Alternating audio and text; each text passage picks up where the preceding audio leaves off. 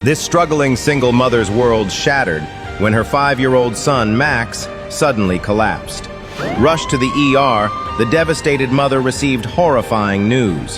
Her little boy needed an emergency blood infusion due to loss of blood components. But her blood type wasn't a match. Desperate, the doctors ran the boy's DNA through a global registry. It flashed a 100% match, but the donor's details were kept confidential. She was completely terrified because she herself didn't know who Max's father was. As she nearly collapsed in the hospital waiting room, terrifying flashes from that night 6 years ago suddenly hit her. It was the night of her 22nd birthday. She was drugged and left alone in a hotel room with a man whose face she couldn't remember. The drugs made everything hazy, but she remembered one thing: a voice speaking Spanish. When she woke up, she was in bed. Before she could process what had happened, a group of armed guards entered the room, led by a man in a $1,000 suit. They began to check the entire room and her belongings. When she asked them who they were and where the man she had spent the night with was, his reply stunned her. I'm Cortez. I'm an attorney. My client, he's already boarded a jet, and he's on his way to an important meeting. Amelia was devastated. When she said she didn't even know his client's name, Mr. Cortez called her a street rat and insulted her dignity. He forced her to sign an NDA, warning her to never speak of the incident again. Swallowing her disgust, she tried to scrub the memory away and move on with Charles, her childhood best friend. But just as they started to build dreams for their future, everything crashed down. She collapsed and was rushed to the hospital, where the doctor's words destroyed her life. She was pregnant. Charles was traumatized and decided to leave her. Desperate, she went to her father. Are you seriously telling me you don't even know the name of the father? Dad, it was on my birthday. Sophie had drugged me. I had no idea what I was doing until the very next morning. He didn't care and demanded she the child. But when she refused, he called her a disgrace and threw her out of the house. She lost everyone in just one night. With nowhere left to turn, Amelia contacted the one person she hated, Mr. Cortez. She explained to him that she would soon be living on the streets and that his client was going to be a father. Miss Rivera, my client, would like to financially support your child. He's made sure to cover everything: the birth, an education stipend, and a living allowance. You just have to sign this contract. What's the catch? There has to be one. If at any point in the next 18 years, my client decides he wants to be present in the child's life, you agree to grant him immediate shared custody. And you, along with the child, must reside in my client's home. Helpless, and to ensure her child didn't grow up on the streets, Amelia swallowed her dignity and signed the document, hoping to teach this mystery man a lesson someday. Soon, years passed by. She moved to Miami and built a simple, fulfilling life with her son, Max. For 6 years, she juggled college, motherhood, and exhausting jobs, all just to see her son smiling and to keep him safe from the outside world. But today, that quiet life was brutally ripped away. Later, when she stepped out to inquire about Max's DNA search, she was shocked to learn that Max was missing.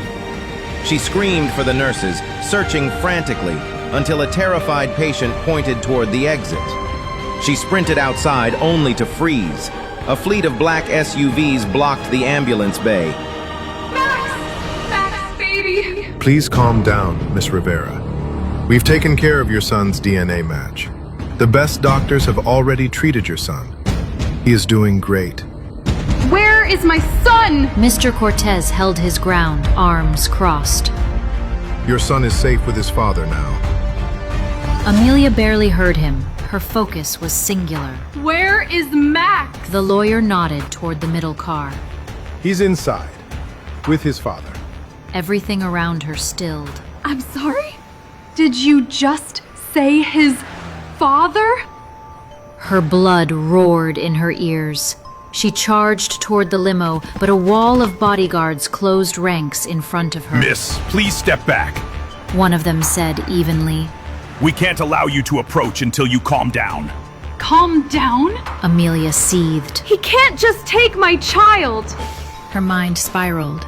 She had imagined Max's father showing up one day, mostly so she could slap the bastard and finally settle the score from 6 years ago, but never had she pictured this. The worst part was, the bastard had her son trapped in a car, and she still had no clue who the hell this man was. Little did she know his true identity would be something beyond her wildest dreams. A man with Spanish features sat in the back of a limousine, staring at Max Rivera, who glared back in defiance. Dressed sharply in a navy suit, the man furrowed his brow and turned to his assistant, Victor. What's wrong with the kid? Victor hesitated. He bit the guard who carried him. The man smirked. Good. Serves him right for not following my instructions. I told you to invite the boy and his mother, not abduct them. Max interrupted. Then let me go back to my mom. She'll be mad if I'm not in the apartment when she comes back. And you don't want to see my mom mad, mister. Javier softened his tone. Listen, Max. No one here means you harm. I'm afraid we got off to a bad start. I am Javier, and this is Victor, my assistant. You'll be reunited with your mother soon. Javier glanced at Victor, then asked, What can you tell me about your father? Max shrugged. Oh, my dad? He's dead. Javier's face darkened. Then he cleared his throat. What if I told you I'm your father? Max studied him. So, are you a ghost? An exasperated sigh left Javier's mouth. No, not a ghost. Wouldn't you like to have a father who's alive? How about you come and spend some time with me? My house has a pool, a basketball court, and there's even a horse stable. Do you like horses? Max looked at his so-called father, intrigued.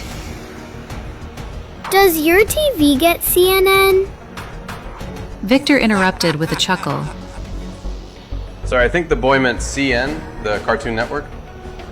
Max flatly corrected him. No, CNN. Cable news. Impressed, Javier lifted a brow. Smart boy. I have over a dozen TVs, all equipped with more than 50 international news channels. Max sat back, dropping his guard. Your house does sound cool, but my mom would be sad if I went somewhere cool without her. Can she come too? Before Javier could answer, a member of his staff popped into the car. Sir, there's a situation. The VP has requested an emergency video call. Javier grunted in disappointment. Very well. I'll take the town car back to the office and leave this one here. He turned to Max with an apologetic grin. I'm sorry I have to run, but I look forward to spending more time with you, Max. An unknown emotion flickered in Javier's eyes. Something bittersweet, but hopeful. Goodbye. Meanwhile, as Javier hopped into a town car that sped away, Amelia was ushered into the limo and reunited with her son. Max, thank God you're okay. I'm so sorry, sweetie. The elevator got stuck again, and when I got back... She was relieved to see him unharmed. Max took her hand. Mom, it's okay. I'm all right. Victor, still perched in a corner of the limo, spoke up. Ms. Rivera, on behalf of my boss and myself, we apologize for the misunderstanding. We didn't mean to cause any distress. Amelia shot him a glare. Is your boss crazy? Where is he? She was furious that the man had managed to slip away before she could confront him. Ms. Rivera, unfortunately, my boss had to attend to an urgent matter, but he's invited you and Max to join him for dinner tonight. His driver can take you both to his estate now if you'll allow it. Victor offered a nervous smile, unsure if she would agree to see Javier. With a sharp glint in her eyes, Amelia replied, I will absolutely join your boss for dinner. Tell him I can't wait. She needed answers, and she'd make it clear that no one was taking her son without a fight. Max leaned in and whispered in her ear. Mom, the man that was here before, he said he's my dad. Amelia's heart tightened. This was not the conversation she expected. It's a complicated story. The short answer is yes, he is. But I'll explain later, okay? Max nodded, clearly processing the information. Amelia cursed the man silently for revealing their son's paternity so carelessly.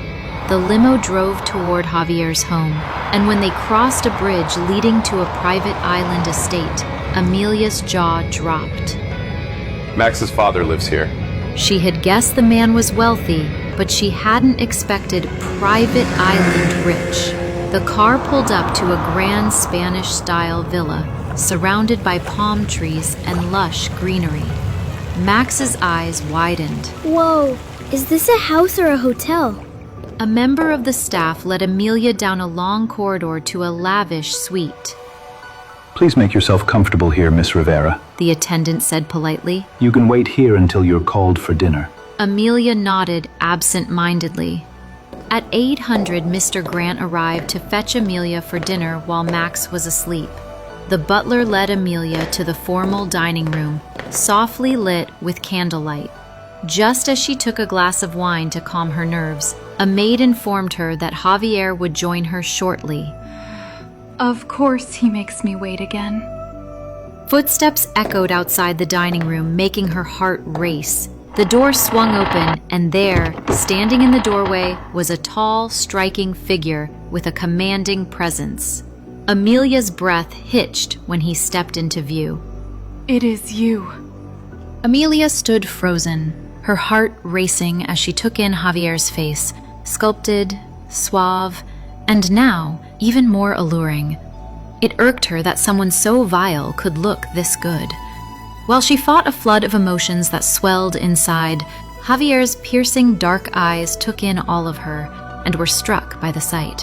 Her soft olive skin and chestnut hair were radiant in the glow of the candlelight. She was just as pretty as the night they met. Javier took a step closer. Hello, Amelia. His voice, smooth and familiar, hit her like a wave. She fought to suppress the flood of emotions. Tell me, how have you been? His question was maddening. 6 years of resentment, and now he was asking how she'd been. Without thinking, Amelia's hand shot up and struck him across the face. The sound of the slap echoed through the room. Javier's eyes darkened.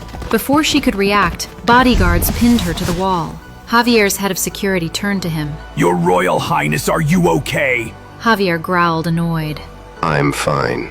She's fine. Leave us. But Your Highness, any potential threat to the crown must. Growing impatient, Javier cut the man off. I said, leave us. The guards retreated, and Amelia, still furious, demanded, Who the hell are you? Why did that man refer to you as Your Highness? Javier licked a small cut on his lip and smirked. I am Javier Calderon, the Crown Prince of Spain.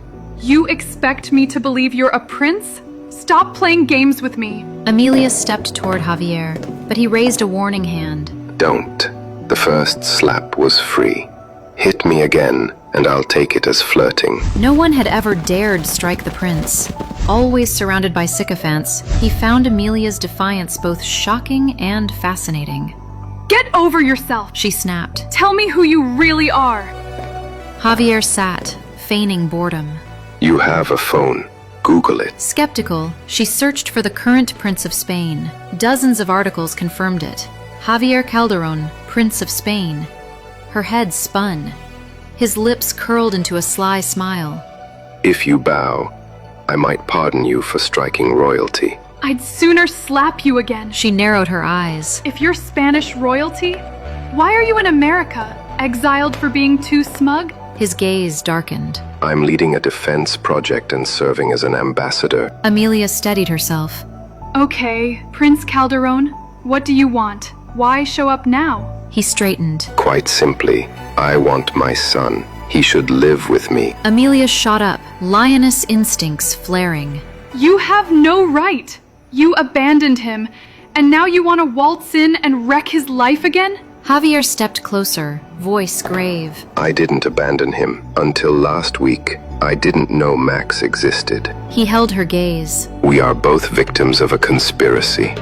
Amelia searched his face. That doesn't make sense. You pay child support every month. Someone does, but not me. But I met with your lawyer. Javier chuckled darkly. Cortez was following another master's orders. I was never told you were pregnant. I never agreed to that contract. Silence hung between them. Amelia wanted to dismiss his words, but doubt crept in. Staring at the floor, she asked, voice quiet. If you had known 6 years ago. Javier exhaled. I was in a different place back then, but I'd like to believe I'd have done what I'm doing now. To find out what happens next, download the Pocket FM app in the next 1 minute to get free access to the first 18 episodes of Royal Accident for free. Hurry before the offer disappears. Install Pocket FM and enjoy free episodes now.